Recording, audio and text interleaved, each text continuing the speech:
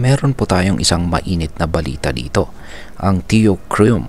Yan, Theocreum, isang kilalang ETF issuer sa Amerika, ay magla-launch ng kauna-unahang XRP ETF sa United States. Oo po, tama ang narinig ninyo. Simula ngayong araw, ang Theocreum 2 times long daily XRP ETF ay opisyal na pong ililista at iti-trade sa NYSE Arca gamit ang ticker symbol na XXRP. Pero teka, ano nga bang ibig sabihin nito? Paano po ito gumagana? At higit po sa lahat, ano po ang epekto nito para sa atin bilang mga Pinoy crypto traders at investors ni XRP?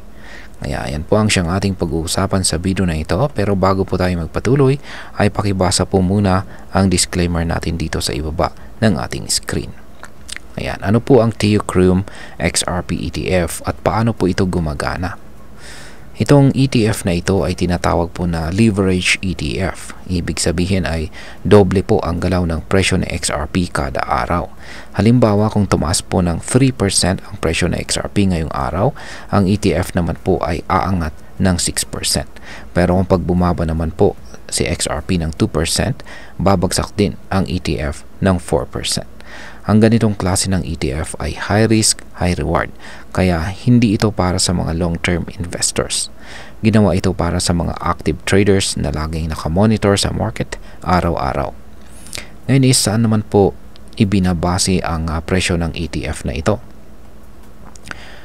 Dahil wala pang spot XRP ETF sa US sa ngayon, ibinabase muna ng Theocreum ang presyo ng ETF sa mga XRP ETPs mula sa Europe tulad po ng Wisdom 3 Physical XRP ETF at ang 21 shares XRP ETP. Yan, Wisdom 3 Physical XRP ETP. Yan, at saka 21 shares XRP ETP. Ginagamit din nila ang data mula po sa CME-CF XRP Dollar Real-Time Index at saka Reference Rate. Ngayon ay ano po ang panganib ng ganitong ETF? Ayon po sa kilalang XRP community figure na si Crypto Eerie, hindi ito direct investment kay XRP. Kaya kung inaasahan mong may hawak ka talagang XRP, hindi ito ang product para sa iyo. Bukod pa dito, dahil po sa volatility o pabago-bagong galaw ng presyo ng XRP, posibleng malugi po ang ETF kahit hindi naman gumalaw ang presyo ng coin sa loob ng isang taon. Halimbawa, kung tumaas po ang volatility ng 100%, pwedeng mawala ang 63.2% ng value ng ETF. Yan. Ngayon ay may pag-asa bang magkaroon ng spot XRP ETF sa US?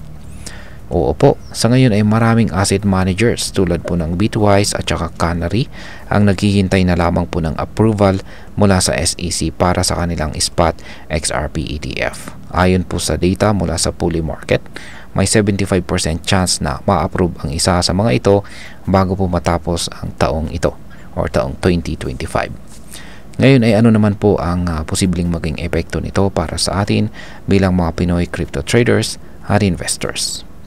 Ayan, para sa atin ay malaking balita po ito.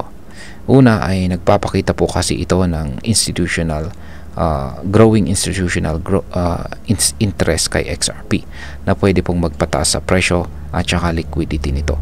Pero dapat po tayong maging maingat. Ang ETF na ito ay para lang sa mga experienced traders. Hindi ito bagay sa mga long-term hodlers o baguhan sa crypto.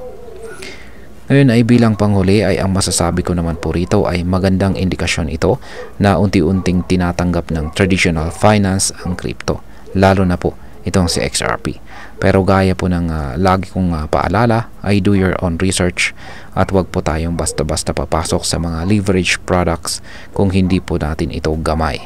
Para sa mga trader na sanay po sa mabilisang galawan, interesting po ang XXRP na ito. Pero para sa mga investors na chill lang at pang long term ang mindset, hintayin na lamang po natin ang spot XRP ETF na mas may kaunting risk.